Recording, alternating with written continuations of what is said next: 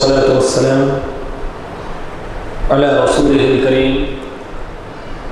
أما بعد يا أيها الذين آمنوا إذا ضربتم في سبيل الله فتبينوا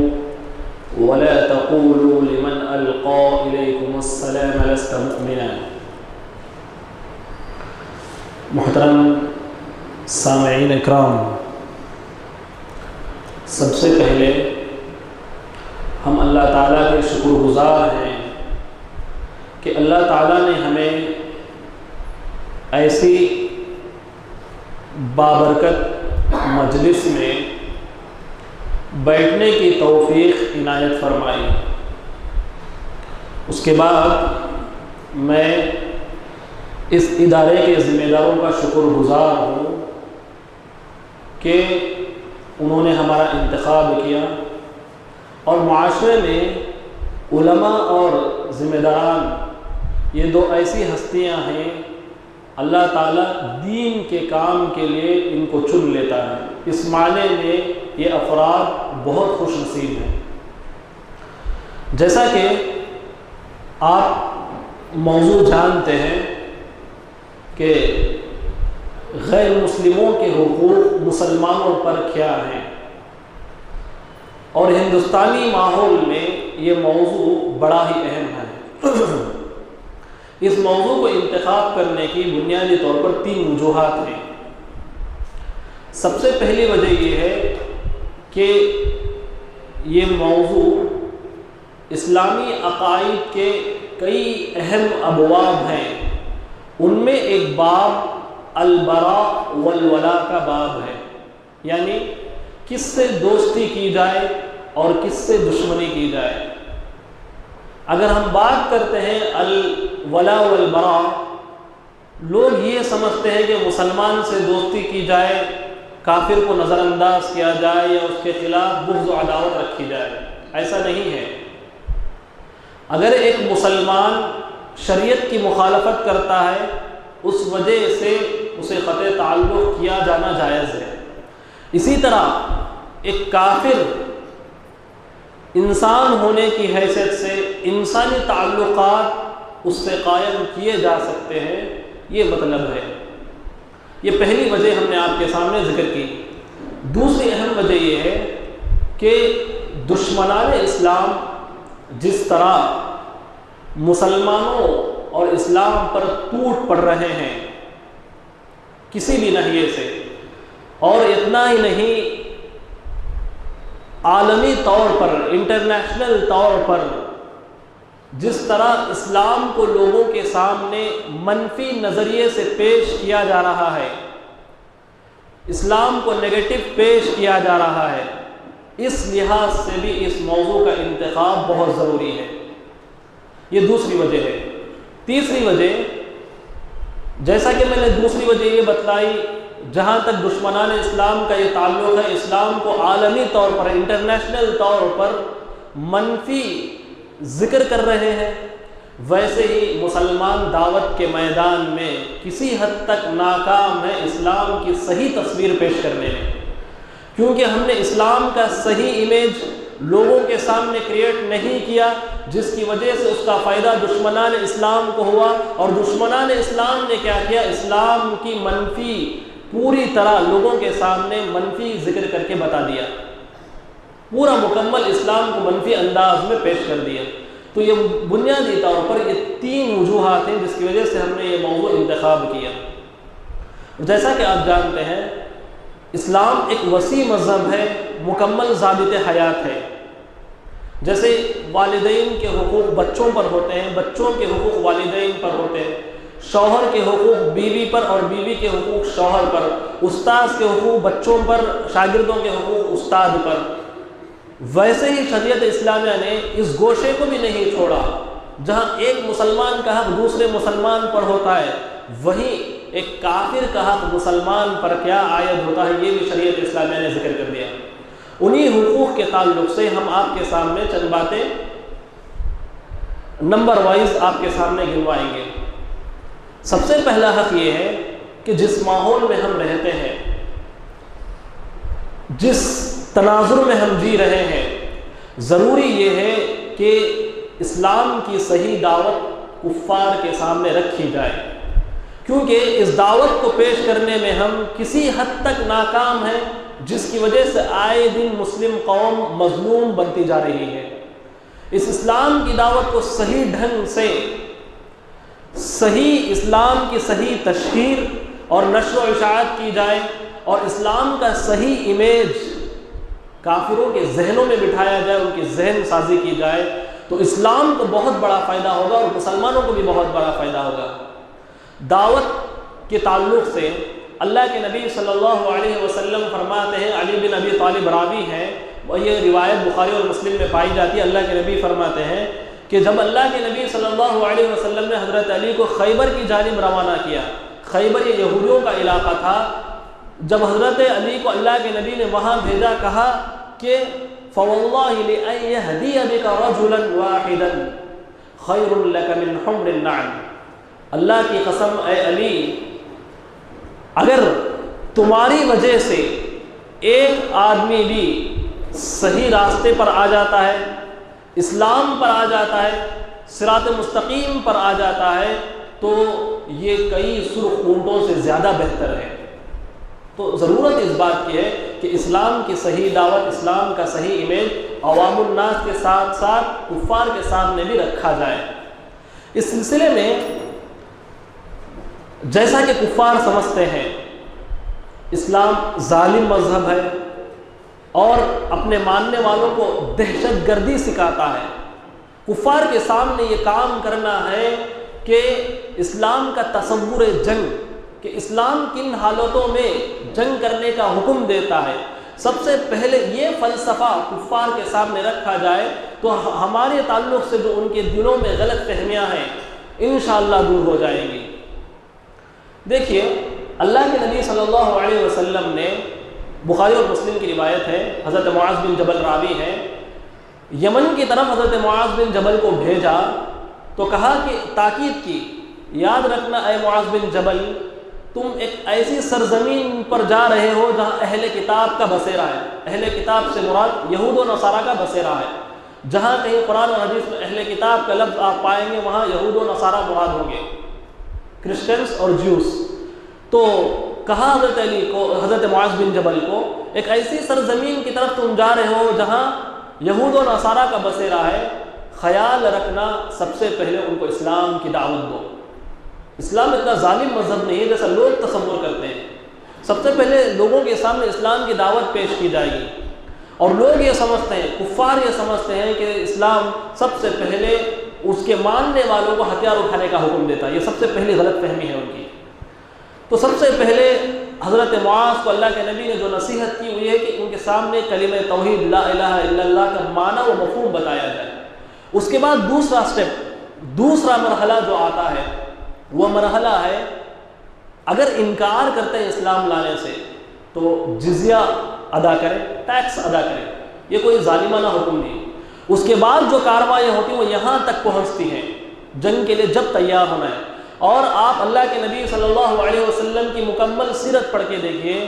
اللہ کے نبی جب سے اللہ کے نبی کو نبی بنایا گیا اور 11 ہجری میں اللہ کے نبی کی وفات ہوئی، جتنی جنگ ہوئی اس کی پیش قدمی کرنے والے یا تو یہود و نصارہ تھے یا کفار قریش تھے۔ اللہ کے نبی نے اپنی جانب سے پیش قدمی نہیں کی،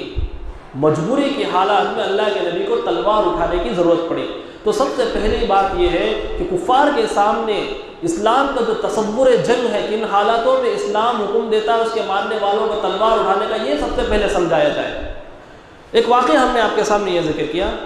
ایک اور واقعہ میں آپ کے سامنے ذکر کرتا ہوں خالد بن ولید کا۔ آپ جانتے ہیں خالد بن ولید رضی اللہ تعالیٰ عنہ کو اسلام کی ایک عظیم شخصیت ہے، بہت بڑے سپہ سالار تھے۔ بخاری اور مسلم میں ان کے تعلق سے ایک روایت آتی ہے جس کے راوی عبداللہ بن عمر ہے۔ اللہ کے نبی صلی اللہ علیہ وسلم نے ایک قبیلہ بنو جزیمہ تھا، اس کی طرف اللہ کے نبی نے ان کو بھیجا کہ اسلام کی دعوت دیں۔ اب حضرت خالد بن ولید نے کیا کیا، گئے ان کو اسلام کی دعوت دی، اس قبیلے نے اسلام قبول کر لیا، پہلے کسی اور دین پر تھے اب اسلام قبول کر لیا۔ عربی میں انہوں نے ایک لفظ ادا کیا صبأنا، صبأنا کا معنی ہوتا ہے صبأ یصبؤ، بے دین ہو جانا، بے دین ہو جانا۔ ان کے بتانے کا مقصود یہ تھا کہ ہم جو دین پہ پہلے تھے اس دین کو چھوڑ کر ہم اسلام میں آ گئے، یعنی وہ دین سے ہم بے دین ہو گئے، یہ بتانا مقصود تھا۔ لیکن حضرت خالد بن ولید نے حضرت خالد بن ولید کو غلط فہمی ہوئی، حضرت خالد بن ولید نے ان کو قتل کر دیا، حضرت خالد بن ولید نے ان کو قتل کر دیا۔ جب یہ بات اللہ کے نبی صلی اللہ علیہ وسلم کے پاس پہنچی، اللہ کے نبی بہت ناراض ہوئے۔ دیکھیے ان لوگوں کو جان لینا چاہیے جو لوگ اسلام پر اعتراضات اٹھاتے ہیں کہ اسلام کتنا پیارا مذہب ہے اور کتنا منصف مذہب ہے۔ حضرت خالد بن ولید کی یہ خبر اللہ کے نبی کے پاس پہنچی تو اللہ کے نبی نے آسمان کی طرف نگاہ اٹھا کر کہا اللہم انی ابرأ الیک مما صنع خالد، اے اللہ تو گواہ رہے جو حرکت خالد بن ولید نے کی ہے میں اس سے بری ہوں۔ یعنی اللہ کے نبی صلی اللہ علیہ وسلم نے کافروں کو قتل کرنے کا حکم نہیں دیا۔ ایسی کئی روایتیں ملتے ہیں اور ایسے کئی واقعات ہیں، اور اسی طرح کے واقعات سے ہماری سیرت بھری پڑی ہے۔ دشمنان اسلام ان واقعات کو پڑھتے نہیں اور ایسی کچھ غلط چیزیں اٹھا کر لوگوں کے سامنے ہائی لائٹ کرنے کی کوشش کرتے ہیں، جس سے اسلام اور مسلمان دونوں بدنام ہو جاتے ہیں۔ اور ہمیں یہ کام کرنا ہے، دعوت کی فیلڈ میں ہم بھی جڑے ہوئے ہیں، ہمیں سب سے پہلے کفار کے ذہن و دماغ میں جو غلط فہمی ہمارے تعلق سے ہے اس کو دور کرنا ہے۔ اور آپ ایک بات یاد رکھیے، ہر انسان کے پاس فطرت سلیمہ ہوتی ہے۔ کچھ کفار ہو سکتے ہیں اپنے مذہب میں بہت زیادہ سخت انتہا پسند ہوتے ہیں، لیکن کافروں کی کثیر تعداد ایسے بھی ہے جو مسلمانوں کے تعلق سے نرم گوشہ رکھتے ہیں، مسلمانوں کے تعلق سے ان کو کوئی سروکار نہیں ہے۔ ایسے لوگ بھولے بھالے کفار کو، ایسے کفار جو انتہا پسند ہوتے ہیں اپنے دین کے تعلق سے اور مذہب اسلام کے تعلق سے اپنے دل میں کینہ کپٹ رکھتے ہیں، وہ ان کو بھڑکاتے ہیں۔ تو ہمیں اس کا فائدہ اٹھانا چاہیے، ایسے لوگوں کے پاس جانا چاہیے اور اسلام کی جو خوبیاں ہیں وہ اس کو ذکر کرنا چاہیے۔ تو لہٰذا یہ دو واقعات ہم نے آپ کے سامنے رکھے ہیں۔ تیسرا واقعہ میں آپ کے سامنے رکھتا ہوں۔ حمد و ثنا کے بعد ایک سورہ نساء کی ایک آیت کریمہ میں نے آپ کے سامنے پڑھی ہے جس میں ایک واقعہ نقل کیا گیا ہے۔ یہ واقعہ قبیلہ بنو سلیم کا ہے۔ اللہ کے نبی صلی اللہ علیہ وسلم نے ایک گروہ کو بنو سلیم کے پاس بھیجا تو وہاں ایک چرواہا تھا۔ چرواہا بکریوں کو چرانے والے کو چرواہا کہتے ہیں، اس لیے بکریاں چرا رہا تھا۔ اس نے سلام کیا صحابہ کو، تو صحابہ کی ایک جماعت میں سے غالباً دوسری روایتوں میں حضرت مقداد کا نام ہمیں ملتا ہے، انہوں نے اس چرواہے کو اس خوف سے قتل کر دیا کہ یہ ہمارے شر سے محفوظ ہونے کے لیے سلام کر رہا ہے، گویا اس کے دل میں ایمان نہیں ہے، انہوں نے قتل کر دیا۔ تو یہ آیت نازل ہو گئی۔ آیت میں اللہ تعالیٰ نے ڈانٹا مسلمانوں کو، کہا یا ایھا الذین آمنوا اذا ضربتم فی سبیل اللہ، اے ایمان والو جب تم زمین میں سفر کرو فتبینوا تو واضح کر لو معاملات کو، ولا تقولوا اور یہ نہ کہو لمن القا الیکم السلام مؤمنا الیکم السلام لست مؤمنا، کہ جو آدمی تمہیں سلام کر رہا ہے اسے یہ نہ سمجھو کہ وہ مومن نہیں ہے۔ اور اللہ تعالیٰ نے اتنا ہی نہیں، صحابہ کو ڈانٹا اور کہا کذالک کنتم من قبل، تمہارا ماضی بھی پہلے ایسے ہی تھا، تمہارا پاسٹ بھی ایسا ہی تھا کہ تم چھپ چھپا کر عمل کرتے تھے۔ صحابہ کی حالت کیسی تھی مکے میں کیسے آزمائشیں تھے، کھل کر ایک صحابی، کھل کر ایک مسلمان اللہ کی عبادت اچھے ڈھنگ سے انجام نہیں دے پاتا تھا۔ یہی صحابہ کا ماضی تھا اور یہی اس چرواہے کا آج حال ہے جس کی وجہ سے تم نے رحم نہیں کیا اور اس کو قتل کر دیا، جس کی وجہ سے قرآن مجید کی آیت نازل ہوئی۔ بتائیے مذہب اسلام اتنا ظالم ہوتا تو کیا اللہ تعالیٰ وقتاً فوقتاً صحابہ کی ڈانٹ و ڈپٹ کے لیے آیتیں نازل کرتا، یا اللہ کے نبی صلی اللہ علیہ وسلم حضرت خالد کو ڈانٹتے؟ یہ سب واقعات سامنے رکھ کر انصاف کی نظر سے سوچنا چاہیے کہ اسلام ویسا نہیں ہے جیسے کفار سمجھتے ہیں۔ تو سب سے پہلا حق جو ہم نے آپ کے سامنے ذکر کیا وہ یہ ہے کہ جس ماحول میں ہم رہتے ہیں اس ماحول میں کفار کے سامنے صحیح طور طریقے سے اسلام کا صحیح امیج ان کے ذہنوں میں بٹھایا جائے، یہ پہلا حق ہے ان کا۔ دوسرا حق یہ ہے کہ ایک مسلمان کی وجہ سے ایک کافر کو کبھی بھی اذیت نہیں پہنچنا چاہیے۔ اور مزید یہ اگر کوئی مسلمان کا پڑوسی کافر ہے تو اس کے ساتھ بھی حسن سلوک کرنا چاہیے۔ ہم سمجھتے ہیں وہ کافر ہے اس پر ہمارا کوئی حق نہیں، ایسا نہیں ہے، یہ غلط فہمی ہے۔ ہمارا پڑوسی مسلمان بھائی ہے، بدرجہ اولا اس سے ہم رحم دلی کا معاملہ کریں گے، حسن سلوک کا معاملہ کریں گے، لیکن ہمارے گھر میں بازو رہنے والا ایک کافر بھی پڑوسی ہمارا ہے تو اس کے ساتھ بھی ویسے ہی حسن سلوک کیا جائے گا جیسا ایک مسلمان کے ساتھ حسن سلوک کیا جائے گا۔ اور پڑوسیوں کے ساتھ حسن سلوک کے معاملے میں اللہ کے نبی صلی اللہ علیہ وسلم نے بلا تفریق کسی مسلمان اور کافر کی تفریق کے بغیر اللہ کے نبی نے کہا، بخاری کی روایت ہے، من کان یؤمن باللہ والیوم الآخر فلا یؤذی جارہ، جو کوئی آدمی اللہ پر ایمان رکھتا ہے اور آخرت کے دن پر ایمان رکھتا ہے تو چاہیے کہ وہ اپنے پڑوسی کو تکلیف نہ دے۔ تو اللہ کے نبی نے پڑوسیوں کو اذیت پہنچانے کے سلسلے میں اس کو کس معاملے کے ساتھ جوڑا، تھوڑا غور کرنے کی بات ہے۔ اللہ کے نبی نے اس سے اللہ پر ایمان اور آخرت کے دن پر ایمان کے ساتھ جوڑا۔ اسی سے معلوم ہوتا ہے یہ کتنا بڑا سنگین مسئلہ ہے اور کتنا اہمیت کے حامل مسئلہ ہے۔ تو لہٰذا میرے بھائیوں، اگر ہمارے بغل میں یا ہمارے بازو میں ایک کافر پڑوسی زندگی گزارتا ہے، اس کے ساتھ اچھا سلوک کیا جائے، اس کا فائدہ ایک مسلمان کو یہ ہوتا ہے کہ ہمارے اچھے اخلاق کی وجہ سے کل کے دن وہ اسلام قبول کر سکتا ہے، مشرف اسلام ہو سکتا ہے۔ اتنا ہی نہیں، یہ ہم نے آپ کے سامنے اس کافر کے بارے میں ذکر کیا جو آپ کا پڑوسی ہوتا ہے، یا اسی طرح ہم مسلمان ہیں، ہمارے رشتہ دار کافر ہیں، شریعت اسلامیہ ان کے ساتھ بھی اچھا سلوک کرنے سے نہیں روکتی بلکہ ان کے بارے میں یہ تاکید کرتی ہے کہ ان کے ساتھ اچھا سلوک کیا جائے، ان کے ساتھ بھلائی کا معاملات کیا جائے۔ اللہ کے نبی نے پڑوسیوں کے تعلق سے جو بات کہا کہ ہمیشہ اللہ کے نبی صلی اللہ علیہ وسلم کو جب بھی وحی ہوتی اللہ تعالیٰ پڑوسیوں کے حقوق کی طرف توجہ دلاتے تھے۔ اللہ کے نبی نے اس توجہ کو دے کر یہاں تک اللہ کے نبی نے کہا ما زال جبریل یوصینی بالجار حتی ظننت انہ سیورثہ، بخاری کی روایت ہے، اللہ کے نبی کہتے ہیں حضرت جبریل مجھے پڑوسیوں کے تعلق سے اتنی زیادہ وصیت کرتے ہیں، قریب ہے کہ اللہ تعالیٰ پڑوسیوں کو بھی، جو پڑوسی ہوتے ہیں اس کو بھی وراثت میں حق نہ دلا دے۔ اتنی مزید بات کہی گئی، حالانکہ اللہ تعالیٰ نے پڑوسیوں کے سلسلے میں وراثت کو مقرر نہیں کیا، لیکن اللہ کے نبی صلی اللہ علیہ وسلم نے اہمیت بتلانے کے لیے ذکر کیا۔ ہاں، ہمارا اگر کوئی کافر رشتہ دار ہے وہ ہماری وراثت کا حقدار تو نہیں ہوگا، یہ بھی ایک مسئلہ جان لیجیے۔ ضمناً ہماری اگر آدمی مسلمان ہے، اس کا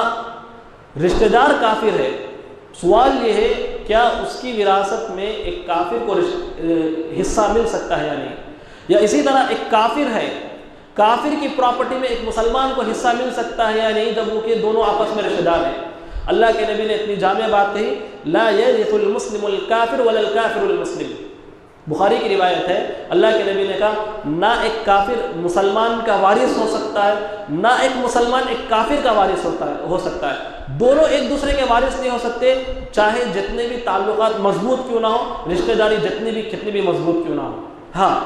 جہاں تک وراثت کا معاملہ ہے ایک دوسرے کے حق میں مطالبہ نہیں کریں گے، لیکن شریعت اسلامیہ اس سلسلے میں بھی ان کے ساتھ حسن سلوک سے نہیں روکتی۔ حضرت صفیہ کا واقعہ ہمیں ملتا ہے کہ دارمی کی روایت ہے، عبداللہ بن عمر کا بیان ہے، حضرت صفیہ اللہ کے نبی صلی اللہ علیہ وسلم کی بیویوں میں سے ہیں، ہمارے امہات المؤمنین ہیں، یہ یہودیہ تھیں، کسی جنگ میں قید ہو کر آئی تو اللہ کے نبی صلی اللہ علیہ وسلم نے ان سے شادی کی، اسلام قبول کیا، بعد میں شادی کی۔ تو ان کے یہودی پڑوسی تھے، یہودی رشتہ دار تھے، باقاعدہ انہوں نے ایک اپنے یہودی رشتہ دار سے یہ مطالبہ کیا کہ تم اسلام قبول کر لو، ہمیں تمہیں اپنی پراپرٹی میں، اپنی وراثت میں حصہ عطا کریں گے۔ اس یہودی رشتہ دار نے انکار کیا، بس حضرت صفیہ نے اس کے تعلق سے وراثت میں تو حصہ مقرر نہیں کیا، لیکن وصیت کے طور پر اپنی پراپرٹی میں سے کچھ ان کے لیے وقف کیا۔ یہ وصیت تھی، یہ پراپرٹی میں حصہ نہیں تھا۔ تو لہٰذا اس طرح کے واقعات اور بھی ہمیں ملتے ہیں۔ تو دو حقوق ہم نے آپ کے سامنے ذکر کیا، ایک کفار کے سامنے اسلام کی صحیح دعوت پیش کی جائے،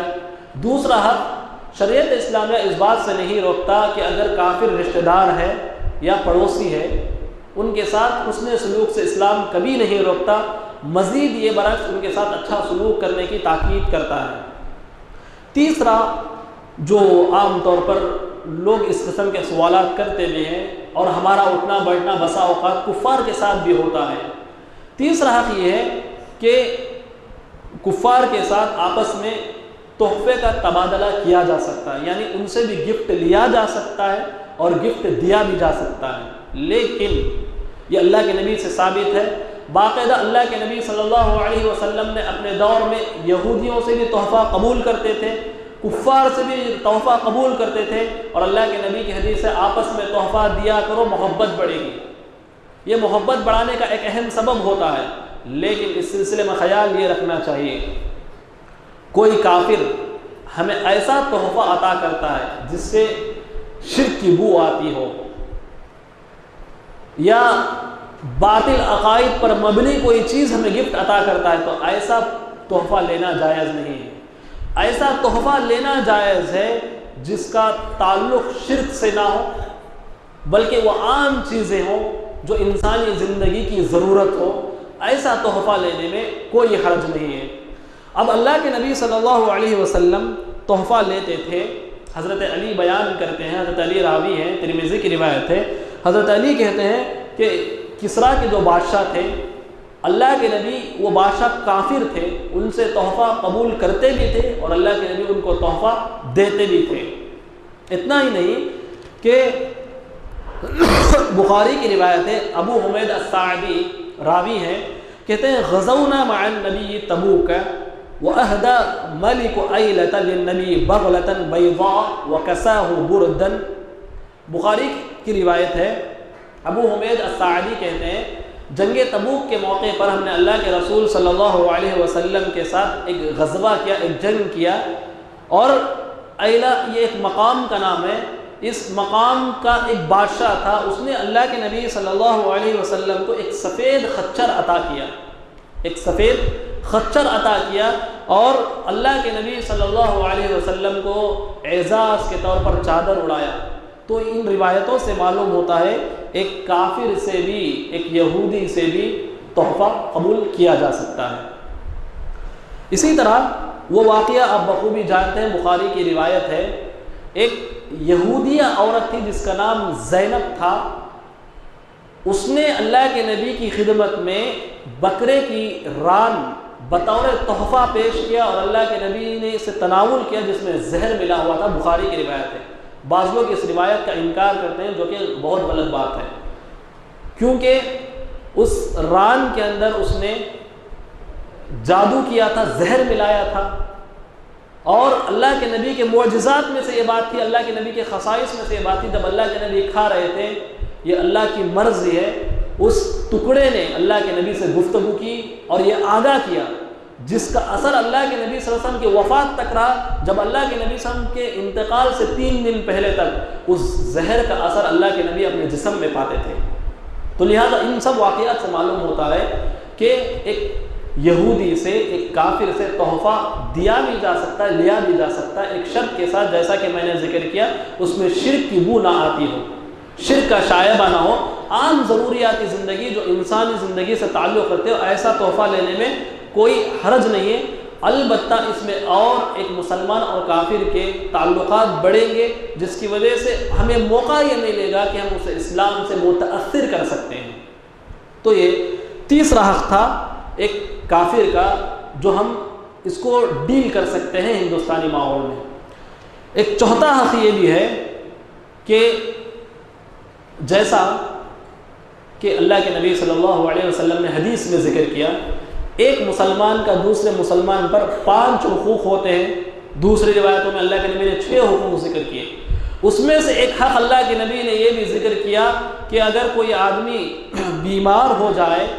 تو اس کی عیادت کی جا سکتی ہے، ایک مسلمان کا ہے۔ جس طرح ایک مسلمان کا حق یہ ہے کہ اس کی عیادت کرنا چاہیے، ویسے ایک کافر کا بھی یہ حق ہے کہ اس کی عیادت کی جائے۔ ایسا کافر ہو سکتا ہے جو آپ کا بزنس پارٹنر ہو، یا آپ کے محلے میں آپ کے ساتھ رہتا ہو، یا آپ اس کے ساتھ پہچان ہے، بات چیت ہے، یا دور کا کوئی رشتہ دار ہو، کافر ہی صحیح، اگر وہ بیمار پڑ جاتا ہے تو اس کی عیادت کرنے میں کوئی حرج نہیں ہے۔ بخاری کی روایت ہے، حضرت انس راوی ہیں، کہتے ہیں عن انس رضی اللہ عنہ قال كان غلام يهودي يخدم النبي فأتاه يعوده فقعد عند رأسه فقال له أسلم فخرج النبي وهو يقول الحمد لله الذي أنقذه من النار۔ حضرت انس راوی ہیں، بخاری کی روایت ہے، کہتے ہیں حضرت انس اللہ کے نبی صلی اللہ علیہ وسلم کے پاس ایک لڑکا، یہودی لڑکا تھا جو اللہ کے نبی صلی اللہ علیہ وسلم کی خدمت کیا کرتا تھا۔ جب یہ لڑکا بیمار ہو گیا، اللہ کے نبی صلی اللہ علیہ وسلم اس کی عیادت کے لیے گئے تو اس وقت اللہ کے نبی صلی اللہ علیہ وسلم نے اس لڑکے سے گزارش کی تو اسلام قبول کر لے۔ دوسری روایتوں میں آتا ہے کہ اس لڑکے نے اپنے یہودی باپ کی طرف نظر اٹھا کر دیکھا، اس یہودی باپ نے اس یہودی لڑکے سے کہا کہ اطع ابا القاسم، ابو القاسم جو اللہ کے نبی صلی اللہ علیہ وسلم کی کنیت ہے، اس یہودی باپ نے اس یہودی لڑکے سے کہا ابو القاسم کی اطاعت کرو، فرما برداری کرو۔ اس لڑکے نے اسلام قبول کر لیا اور اللہ کے نبی وہاں سے یہ کہتے ہوئے نکلے، اللہ تعالیٰ کا فضل و کرم ہے، اللہ تعالیٰ تمام تعریف اللہ کے لیے جس نے میرے ذریعے اس لڑکے کو جہنم کی آگ سے بچا لیا۔ اسلام کا ایسا مذہب ہے، دیکھیے، اور ہمیشہ پوری تاریخ آپ اٹھا کر دیکھیے، پوری سیرت اللہ کے نبی کی پڑھ لیجئے، اسلام انہی چیزوں کی، انہی بلند و بالا اخلاق کی وجہ سے پہلا، انہی بلند و بالا اخلاق کی وجہ سے پہلا۔ یہ اور بات ہے کہ دشمنان اسلام یہ کہتے ہیں کہ اسلام تلوار کے زور سے پہلا، اور جہاں تک دشمنان اسلام مسلمانوں پر یہ الزام لگاتے ہیں کہ تلوار کے زور سے پہلا، یہ ان کے بغض و عداوت ہے، لیکن کسی حد تک کوتاہی ہماری بھی ہے۔ ہم میں سے کچھ ایسے نوجوان افراد ہیں جن کی عقل میں ابھی پختگی نہیں ہے اور دین شریعت کا مضبوط ٹھوس علم نہیں ہے، کچھ ایسے غلط قدم اٹھاتے ہیں جس کی وجہ سے پوری قوم بدنام ہو جاتی ہے، اور جا کر کئی ایسے گروپ سے جا کر مل جاتے ہیں جس کی وجہ سے پوری مسلمان قوم کو مصیبت اٹھانا پڑتا ہے۔ ضرورت ہے کہ ایسے نوجوانوں کی تربیت کی جائے، مخصوص انداز میں اسلام کی حکمتیں ان کے سامنے رکھی جائے، اور یہ جہاد کا جذبہ بہت غلط جذبہ ہے۔ اپنی جگہ جہاد فضیلت والا عمل ہے، پہلے یہ دیکھنا چاہیے کہ جہاد کب مشروع ہوتا ہے، جہاد کب لڑا جاتا ہے، جہاد کے شرائط کیا ہے، جہاد کون نافذ کرے گا، جہاد کون حکم دے گا، یہ سب چیزیں دیکھنے کے بعد ہم اس پر قدم اٹھائیں گے۔ تو لہٰذا اسلام کو بدنام کرنے والی چیزوں سے انسان کو دور رہنا چاہیے، ایک مسلمان کا یہ فریضہ ہے۔ تو لہٰذا جیسا کہ میں نے ذکر کیا، چوتھا حق یہ ہے ایک کافر کی عیادت کی جا سکتی۔ اتنا ہی نہیں، حدیثوں کے حوالے سے ہمیں یہ بات پتہ چلتی ہے، کافر کے جنازے کا احترام تک بھی کیا جا سکتا ہے۔ بخاری کی روایت ہے کہ اللہ کے نبی صلی اللہ علیہ وسلم ایک مرتبہ بیٹھے ہوئے تھے اپنے صحابہ کے ساتھ، وہاں سے ایک یہودی کا جنازہ گزرا، اللہ کے نبی کھڑے ہو گئے، صحابہ نے پوچھا اللہ کے نبی یہ تو ایک یہودی کا جنازہ ہے، اللہ کے نبی نے کہا الیست نفسا، کیا یہ انسانی جان نہیں ہے؟ دیکھیں کتنا بہترین مذہب ہے ہمارا مذہب اسلام، کتنا بلند و بالا سوچ رکھنے والا مذہب ہے۔ اگر کافر کے حق میں ہم سخت دل ہوتے، اللہ کے نبی کیوں کھڑے ہوتے؟ علماء نے اس حدیث کے مختلف مطالب بیان کیے، اس کا ایک مطلب یہ بھی ہے کہ ایک تو چیز یہ ہو کہ وہ انسانی جان ہے، انسانی جان کا احترام ہونے کی وجہ سے اللہ کے نبی وہاں کھڑے ہوئے۔ دوسری چیز یہ ہے کہ جس ذات نے اس کو موت دی ہے اس کی تعظیم میں اللہ کے نبی صلی اللہ علیہ وسلم وہاں کھڑے ہوئے تھے۔ بہرحال ایک کافر کے جنازے کا احترام کیا جا سکتا ہے۔ اتنا ہی نہیں، اگر ایک کافر رشتہ دار ہے، ہمارا رشتہ دار ہے، اگر اس کا انتقال ہو جاتا ہے تو اس کی میت میں بھی شریک ہو سکتے ہیں، لیکن اس مسئلے میں تفصیل ہے۔ عام کافر ہے جسے ہم نہیں جانتے، ایسے کافر کے جنازے میں شرکت نہیں کی جائے گی، ایسے کافر کے جنازے میں شرکت کی جائے گی جو ہمارا رشتہ دار ہے۔ اس تفصیل کے ساتھ آپ شرکت کریں گے۔ لہٰذا یہ چوتھا حق ہم نے آپ کے سامنے ذکر کیا، ایک کافر کی عیادت کی جا سکتی ہے، یہ اس کا حق ہے، یہ انسانی تعلقات ہیں۔ پانچواں حق ہندوستانی ماحول میں ہمیں اور آپ کو یہ بہت زیادہ پیش آتا ہے، یہ مسئلہ بڑا اہم ہے، اور ہم میں سے بہت سے افراد ایسے ہیں جو اس کو صبح شام ڈیل کرتے ہیں، معاملہ کرتے ہیں، وہ معاملہ ہے تجارت کا معاملہ۔ سب سے پہلا سوال یہ ہے، کیا ایک کافر کے ساتھ بزنس کیا جا سکتا ہے یا نہیں کیا جا سکتا؟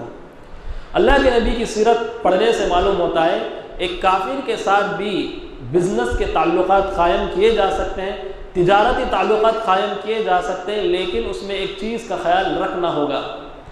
جیسا کہ آپ مسلمان ہونے کی حیثیت سے ایک مسلمان کے ساتھ حرام کام کا بیپار اور تجارت نہیں کر سکتے۔ مثلا ایک مسلمان ہے، آپ دوسرے مسلمان کے ساتھ مل کر شراب کا بیپار نہیں کر سکتے، ویسے بدرج اولا ایک کافر کے ساتھ آپ شراب کا یا حرام کام کا بیپار نہیں کر سکتے۔ کافر کے ساتھ انہی چیزوں میں تجارت جائز ہوتی ہے جو چیزیں شریعت اسلامیہ نے فی نفس ہی حلال کی ہے، یعنی وہ تجارت حلال ہے کافر کے ساتھ جو حلال تجارت شریعت اسلامیہ نے بتایا، اس میں تجارت کرنے میں کوئی حرج نہیں ہے۔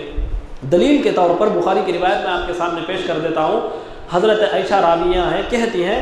ان النبی صلی اللہ علیہ وسلم اشترى طعاما من یہودی الى اجل وراهنه درعا من حدید۔ اللہ کے نبی صلی اللہ علیہ وسلم نے ایک غلہ خریدا ایک یہودی سے مقررہ مدت تک کے لیے، اور اس کے بدلے اللہ کے نبی صلی اللہ علیہ وسلم نے اپنے لوہے کی زرہ، اپنے لوہے کی چادر اس یہودی کے پاس رہن کے طور پر رکھا۔ اس سے معلوم ہوتا ہے ایک کافر کے ساتھ لین دین کر سکتے ہیں، بزنس کر سکتے ہیں، تجارت کر سکتے ہیں۔ اسی طرح ایک اور روایت ملتی ہے، یہ روایت بھی بخاری کی ہے، کہتے ہیں توفى رسول اللہ صلی اللہ علیہ وسلم ودرعه مرهونة عند يهودي ب30 صاعا من شعير۔ جس وقت اللہ کے نبی صلی اللہ علیہ وسلم کا انتقال ہوا، اللہ کے نبی کی وفات ہوئی، اس وقت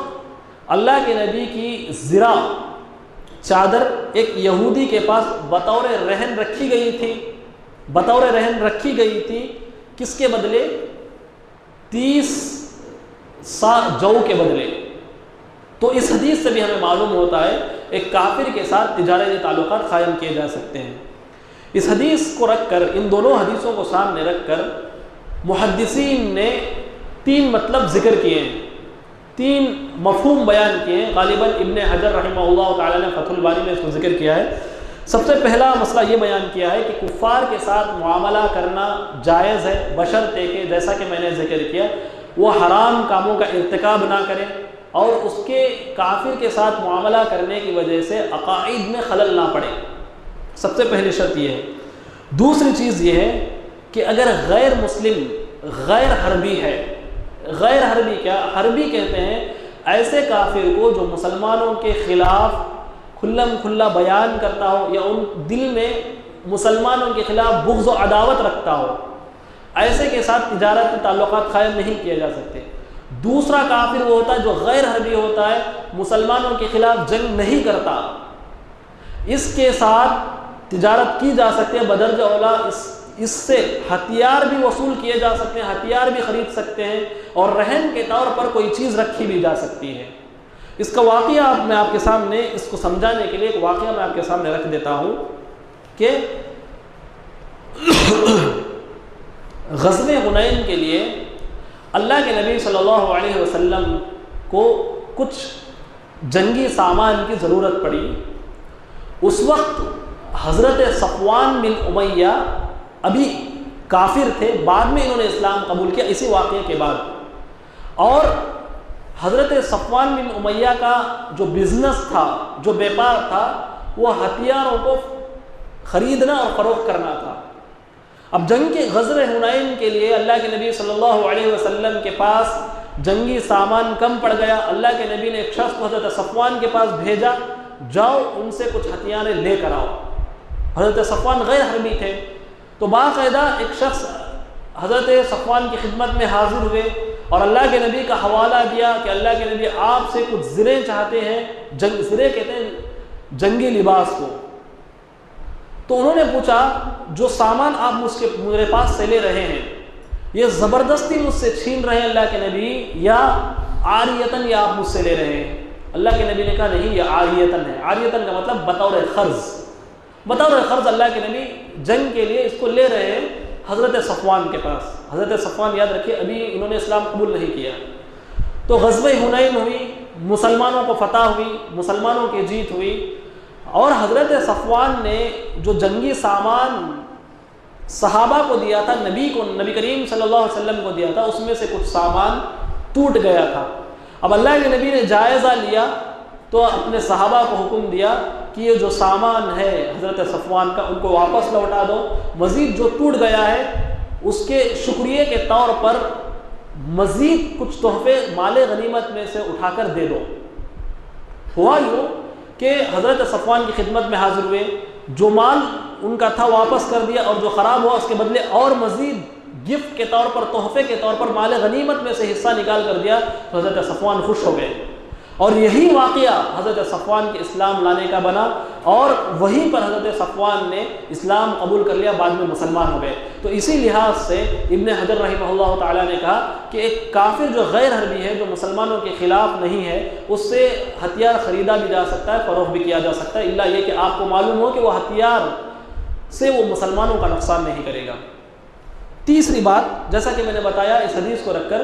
3 مسئلے علماء نے ذکر کیا۔ تیسری بات یہ ہے کہ ذمیوں کے جو املاک ہوتے ہیں، ذمی کہتے ہیں ایسے کافر کو جو اسلامی ریاست میں، اسلامی حکومت میں ٹیکس ادا کر کے، جزیہ ادا کر کے مسلمانوں کی پناہ میں آ جاتا ہے اور اس کی جان اور مال محفوظ ہو جاتے ہیں۔ تو علماء نے یہ بات ذکر کی، کوئی ایسا کافر ہے جو مسلمانوں کی حکومت میں رہتا ہے، مسلمانوں کے انڈر رہتا ہے، جس کو ذمی کہا جاتا ہے اور یہ ٹیکس پے کرتا ہے، اس کا مال اور اس کی جان دونوں مسلمانوں پر حرام ہو جاتی ہے۔ جیسا ایک عام مسلمان دوسرے مسلمان پر نہ اس کا مال چھیننے کا حق رکھتا ہے، نہ اس کی جان لے سکتا ہے، ویسے ہی ایک کافر کی نہ وہ جان لے گا نہ اس کا مال لے گا۔ تو یہ 3 مسئلے علماء نے اس حدیث سے یہ ذکر کی۔ خلاصے کے طور پر یہ بات ہے کہ ایک کافر کے ساتھ تجارتی تعلقات قائم کیے جا سکتے ہیں۔ ایک اور اہم چیز، ایک اور آخری واقعہ تجارت کے متعلق کہوں گا کہ عبد الرحمن بن ابو بکر خلیفہ اول کے فرزند، یہ راوی ہیں، اور مسلم کی شرح میں امام نووی نے اس واقعے کو ذکر کیا۔ ایک مرتبہ کا واقعہ، ایک کافر، ایک مشرک اللہ کے نبی کی خدمت میں حاضر ہوا، جس کے بال پراگندہ تھے، قد اونچا تھا، اور اس کے پاس کچھ بکریاں موجود تھیں۔ اللہ کے نبی نے اس سے پوچھا، یہ بکریاں تم مجھے تحفے کے طور پر دے رہے ہو یا یہ تجارت کے طور پر ہے؟ اس مشرک نے کہا نہیں اللہ کے نبی، یہ تجارت کے طور پر ہے۔ تو اللہ کے نبی نے اس مشرک سے ایک بکری خریدی۔ تو اس سے بھی معلوم ہوتا ہے ایک کافر کے ساتھ تجارتی تعلقات قائم کیے جا سکتے، الا یہ کہ کوئی حرام تجارت نہ ہو۔ یہ 5واں حق ہے۔ 6واں حق یہ ہے، ایک کافر ہے جس کے پاس کوئی فن ہے، جس کے پاس کوئی صلاحیت ہے، جس کے پاس کوئی خوبی ہے، کوئی ٹیلنٹ ہے، تو اس کے ٹیلنٹ سے فائدہ اٹھانا یا اس کے فن سے فائدہ اٹھانے میں ایک مسلمان کے لیے کوئی حرج نہیں ہے۔ اس واقعے کو بتلانے کے لیے ایک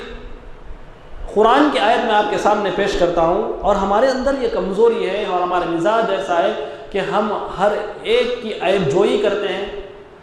اور دوسروں کی صلاحیتوں سے ہم فائدہ نہیں اٹھاتے۔ قرآن مجید میں سورہ صاد میں اللہ تعالیٰ نے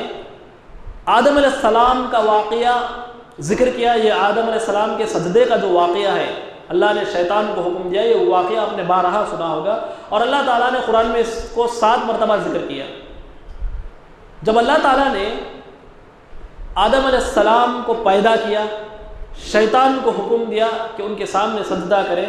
تو شیطان نے کیا کہا؟ قال انا خیر من، میں کیوں سجدہ کروں؟ اس لیے کہ میں آدم سے بہتر ہوں، تو نے مجھے آگ سے پیدا کیا ہے اور آدم علیہ السلام کو تو نے مٹی سے پیدا کیا ہے۔ اس آیت کو آپ ذہن میں رکھیں، اور اس قول کو، شیطان کے اس قول کو آپ ذہن میں رکھیں۔ سورہ قصص کی ایک اور آیت ہے جس میں موسیٰ علیہ السلام کے بارے میں اللہ تعالیٰ نے کہا کہ موسیٰ علیہ السلام نے اللہ تعالیٰ کے سامنے ہارون علیہ السلام کے بارے میں ریکویسٹ کی، گزارش کی، وَأَخِي هَارُونُ هُوَ أَفْصَحُ مِنِّي لِسَانًا فَأَرْسِلْهُ مَعِيَ رِدًا، اے اللہ میرا بھائی ہارون بات کرنے کے اعتبار سے صلاحیت مجھ سے زیادہ رکھتا ہے، فصیح اللسان ہے، اچھا خطیب ہے، تو لہٰذا اسے نبی بنا دے۔ ان دونوں آیتوں کو رکھ کر عرب کے بہت بڑے عالم جن کا نام سلیمان رحیلی حفظہ اللہ تعالی ہے، ابھی زندہ ہے، موجود ہے، الباحیات ہے، کہتے ہیں کہ دوسروں کی صلاحیتوں کا اعتراف کرنا، دوسروں کی خوبیوں کو ماننا، یہ انبیاء کی صفت ہے۔ جیسا کہ موسیٰ علیہ السلام نے اپنے بھائی ہارون علیہ السلام کی خوبی کا تذکرہ اللہ تعالیٰ کے سامنے کیا، جس کا نتیجہ اور رزلٹ یہ نکلا کہ اللہ تعالیٰ نے ہارون علیہ السلام کو بھی نبی بنا دیا۔ اور جیسا کہ شیطان کا واقعہ، شیطان نے کیا کیا تھا؟ آدم علیہ السلام کی خوبی کا انکار کیا، جس کی وجہ سے وہ شیطان ہوا۔ معلوم یہ ہوا دوسروں کی صلاحیتوں کا اعتراف کرنا یہ انبیاء کی صفت ہے، دوسروں کی صلاحیتوں کا انکار کرنا یہ شیطانوں کی صفت ہے۔ آج ایک کافر کی صلاحیت کا اعتراف یہ دور کی بات ہے، آج ہم اپنے مسلمان بھائی کی صلاحیت کا اعتراف نہیں کرتے، جس کی وجہ سے آج مسلمان قوم مظلوم بھی ہے اور پسماندہ بھی ہے۔ ہم میں سے کچھ مسلمان پڑھے لکھے ہیں جن کو پش کرنے کی، موو کرنے کی ضرورت ہے، ان کی صلاحیتوں کا اعتراف کیا جائے، ان کی خوبیوں کا اعتراف کیا جائے، ان کو ہمت دے دی جائے پیچھے سے، وہ قوم کے آگے چل کر بہت بڑے رہنما بن سکتے ہیں، جس کی وجہ سے صرف ایک فرد کی وجہ سے پوری مسلم قوم کو فائدہ پہنچ سکتا ہے۔ تو چھٹا حق جو میں آپ کے سامنے ذکر کر رہا تھا وہ یہی ہے، ایک کافر کے پاس تو یہ خوبی ہے جو کہ جائز خوبی، جس کی وجہ سے ایک مسلمان کو فائدہ پہنچ سکتا ہے، تو اس کی خوبی سے فائدہ اٹھانا چاہیے۔ یہ مسئلہ سمجھانے کے لیے ایک واقعہ سیرت کا میں آپ کے سامنے رکھتا ہوں، بخاری کی روایت ہے جس کے راوی حضرت عائشہ ہیں۔ حضرت عائشہ کہتے ہیں وَاسْتَأْجَرَ رسول اللہ صلی اللہ علیہ وسلم وابو بکر رجلا من بني الديل هاديا وخريتا بالماء وبالطرق في السفر وهو على دين كفار قريش فدفعا إليه راحلتيهما وواعداه في غار الثور بعد 3 ليال فأتاهما براحلتيهما صبح 3۔ بخاری کی روایت ہے، جس وقت اللہ کے نبی صلی اللہ علیہ وسلم مکہ سے مدینہ جانا چاہتے تھے ہجرت کرنے کے لیے، اب یہاں مکہ میں اللہ کے نبی صلی اللہ علیہ وسلم کے لیے مشکل تھا زندگی گزارنا، کفار ٹارچر کر رہے تھے۔ ایسی صورت میں اللہ کے نبی اور ابو بکر یہاں سے نکلے مکہ سے، تو یہاں سے کفار کا یہ اعلان ہوا، جو آدمی محمد صلی اللہ علیہ وسلم اور ابو بکر کو زندہ یا مردہ پکڑ کر ہماری خدمت میں پیش کرتا ہے تو ہم اس کو انعام کے طور پر 100 اونٹ عطا کریں گے۔ تو ان کا پیچھا کرنے کے لیے ایک شخص اٹھ کھڑا ہوا، سراقہ بن مالک بن جعشم، اس نے اللہ کے نبی اور ابو بکر کا پیچھا کیا،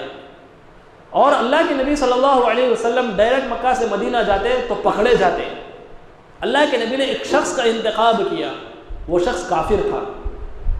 اس کے پاس صلاحیت یہ تھی کہ وہ راستوں کو، خفیہ راستوں کو بہت اچھے انداز میں جانتا تھا۔ جیسا کہ میں نے روایت پڑھا، اس روایت میں اس کافر کے تعلق سے حضرت عائشہ نے خرید کا لفظ ذکر کیا۔ خرید کہتے ہیں لوکیشن کو اچھی طرح جاننے والا، ایڈریسز کو اچھی طرح پہچاننے والا، خفیہ راستوں کو جاننے والا۔ تو وہ کافر کے پاس وہ خوبی تھی۔ اللہ کے نبی نے اجرت کے طور پر مکہ سے مدینہ سیفلی پہنچنے کے لیے اس کافر کو استعمال کیا، جو اس نے باحفاظت اللہ کے نبی صلی اللہ علیہ وسلم ابو بکر دونوں کو مدینہ باحفاظت پہنچایا۔ تو اس واقعے سے معلوم ہوتا ہے کہ ایک کافر کی خوبی کا بھی اعتراف کیا جائے۔ ہم اگر ایک کافر کی خوبی کا اعتراف کریں گے، بدرجہ اولا ہمارے اندر یہ عادت پیدا ہوگی ہم مسلمان کی خوبی کا اعتراف کریں گے۔ ہم کافر کا نام سنتے ہی نفرت کی نگاہ سے اسے دیکھتے ہیں، تو کہاں سے وہ اسلام سے متاثر ہوگا، وہ کہاں سے اسلام سے امپریس ہوگا، اور اس کے خلاف، اور اس کے دل میں ہمارے خلاف بغض و عداوت پیدا ہوگی۔ تو لہٰذا یہ چھٹا حق ایک کافر کا ہم نے آپ کے سامنے ذکر یہ کیا کہ اگر کافر بھی ہے اس کی صلاحیتوں کا اعتراف کیا جائے اور اس سے جائز حدود میں اس کی صلاحیتوں سے فائدہ اٹھائے، اور ایک مسلمان ہے اپنے ماتحت ایک کافر کو ایمپلائی کے طور پر رکھ بھی سکتا ہے۔ اس سے یہ بات معلوم ہوتی ہے۔ 7واں 6 حقوق ہم نے آپ کے سامنے ذکر کیے۔ 7واں اور آخری حق جو کہ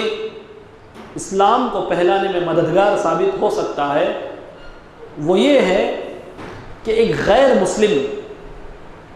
مسجد میں داخل ہو سکتا ہے۔ سیرت کا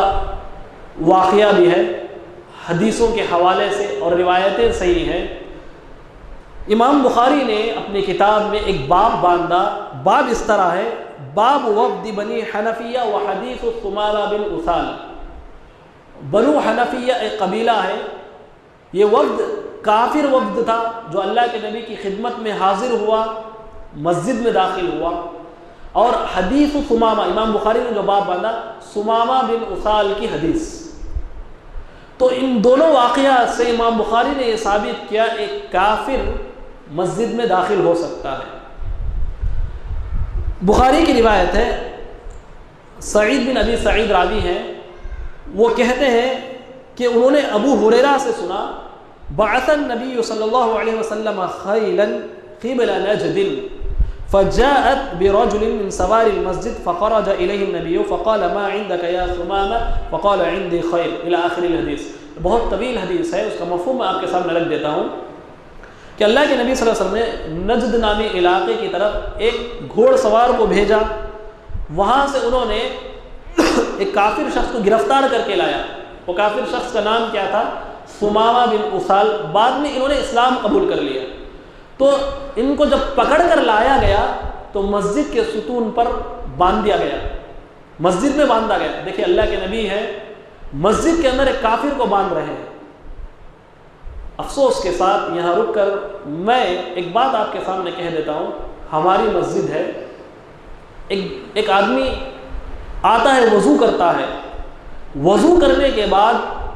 وہ آسمان کی طرف نگاہ اٹھا کر اپنی شہادت کی انگلی ایسا کرتا ہے، جو کہ بدعت، عمل بظاہر اپنی جگہ بدعتی ہے، آدمی بھی بدعتی ہے اور عمل بھی بدعتی ہے، لیکن میں نے دیکھا ایک شخص کو، اس کو دھکے مار کر مسجد کے باہر نکالا گیا۔ اب بتائیے وہ اپنی بدعت سے دور ہوگا یا نہیں، سنت کے قریب آئے گا یا نہیں، یا اہل سنت والجماعت کے تعلق سے اس کے دل میں نرم گوشہ پایا جائے گا یا سخت گوشہ پایا جائے گا۔ اللہ کے نبی صلی اللہ علیہ وسلم ایک کافر کو مسجد میں آنے کی اجازت دیتے ہیں، اور نبی کا ایک کافر کے حق میں نبی نرم گوشہ ہیں، ہم اپنے ایک مسلمان بھائی جو بدعتی ہے اس کو برداشت کرنے کے قابل نہیں ہیں۔ یہ کیسے سلفیت ہے؟ تو لہٰذا کچھ چیزیں برداشت کرنا چاہیے، یہیں سے اصلاح ہوتی ہے۔ اور دیکھیے ثمامہ بن اسال کی زندگی میں کیا انقلاب ہوا کہ اللہ کے نبی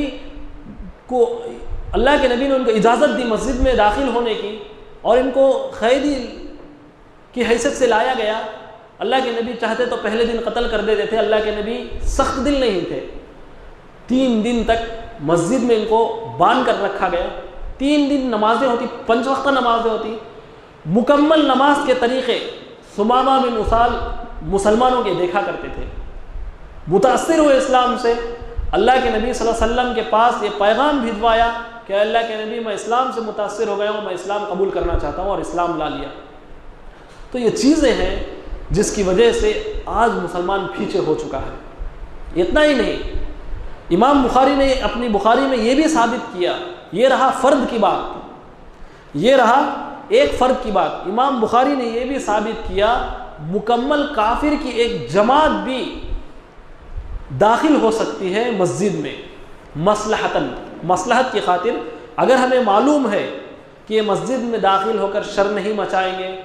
یا مسلمانوں کے خلاف کوئی بغاوت نہیں کریں گے، اندازہ لگ جاتا ہے، تو مکمل ایک جماعت بھی مسجد کے اندر داخل ہو سکتی ہے اور ہمارے نماز پڑھنے کا طور طریقہ دیکھ سکتی ہے۔ اس سے بڑی مسلمانوں کے لیے افسوس کی بات کیا ہو سکتی ہے کہ آج افسوس کے ساتھ کہنا پڑتا ہے ہماری مسلم خواتین، برقع پوش خواتین، آپ بھی دیکھتے ہوں گے، آپ بھی تجربے کار ہیں اور ہم بھی دیکھتے ہیں، مندروں میں نظر آتی ہیں۔ آج مسلمان کی حالت کیا ہو چکی ہے جس کی وجہ سے مسلمان قوم مظلوم ہے۔ تو امام بخاری نے یہ بھی ثابت کیا کہ مکمل مسلمان کافر کی جماعت مسجد میں داخل ہو سکتی ہے۔ ابو داؤد کی روایت ہے، عثمان بن ابی العاص راوی ہیں، وفد ثقیف یہ اللہ کے نبی کی خدمت میں حاضر ہوا اور اللہ کے نبی نے ان کو مسجد میں ٹھہرایا، اللہ کے نبی نے ان کو مسجد میں ٹھہرایا۔ مسجد میں ٹھہرا کر اللہ کے نبی صلی اللہ علیہ وسلم سے ان لوگوں نے کچھ معاہدہ کیا، کچھ معاہدے ہوئے جس کی جو شروع میں ابھی اسلام کا شروع دور تھا، یہ وفد کے لیے، یہ قبیلے کے لیے، تو اللہ کے نبی نے کچھ معاملات ان سے مستثنیٰ کیا، کچھ معاملات میں ڈھیل دی، لیکن اللہ کے نبی نے کہا لا خیر فی دین لا رکوع فیہ، اس آدمی کے دین میں کوئی خیر نہیں ہے جس کے پاس رکوع نہیں ہے، یعنی وہ آدمی کے پاس اسلام نہیں ہے جو آدمی بے نمازی ہے۔ تو شروع اسلام آدمی لاتا بھی ہے تو کچھ چیزوں میں ڈھیل دی جا سکتی ہے، لیکن اس کو سب سے پہلے نماز کا پابند بنانا چاہیے۔ اور عثمان بن ابی العاص اللہ کے رسول کے پاس اٹھ کھڑے ہوئے اور کہا اے اللہ کے رسول علمنی القرآن، اے اللہ کے رسول مجھے قرآن سکھائیے، مجھے قرآن سکھائیے، وجعلنی امام قومی، اور مجھے اپنے قوم کا امام بنائیے۔ اس حدیث سے یہ بھی بات معلوم ہوتی ہے جہاں کوئی آدمی اپنے اندر یہ صلاحیت رکھتا ہے کہ وہ قوم کی قیادت کرے، آگے بڑھ کر عہدہ مانگ کر لینا چاہیے، اس میں کوئی حرج نہیں ہے۔ بہرحال 7 حقوق ہم نے آپ کے سامنے مکمل طور پر ذکر کیے۔ اللہ تعالیٰ سے دعا ہے کہ اللہ تعالیٰ مسلمانوں کو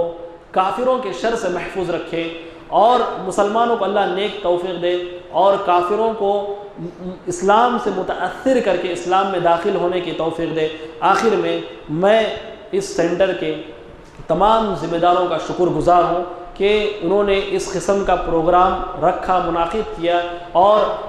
ان کی یہ خواہش تھی کہ میں حاضر ہوں، میں ان کی خواہش پر لبیک کہتے ہوئے یہاں حاضر ہوا۔ میں ان کا دل سے بڑا شکر گزار ہوں کہ ان کی وجہ سے، ذمہ داروں کی وجہ سے اللہ تعالیٰ نے یہ ربط ہمارے اور آپ کے درمیان قائم کرنے کا ایک موقع دیا۔ اللہ تعالیٰ تمام ہی لوگ جتنے افراد یہاں بیٹھے ہوئے ہیں ان کو مصیبتوں سے بچائے، قرضداری سے بچائے، ذاتی اور نجی مسائل سے بچائے، اور ذمہ داروں کے جتنے مسائل ہیں اللہ تعالیٰ سب کو ختم کرے۔ آمین۔ وآخر دعوانا ان الحمد للہ رب العالمین۔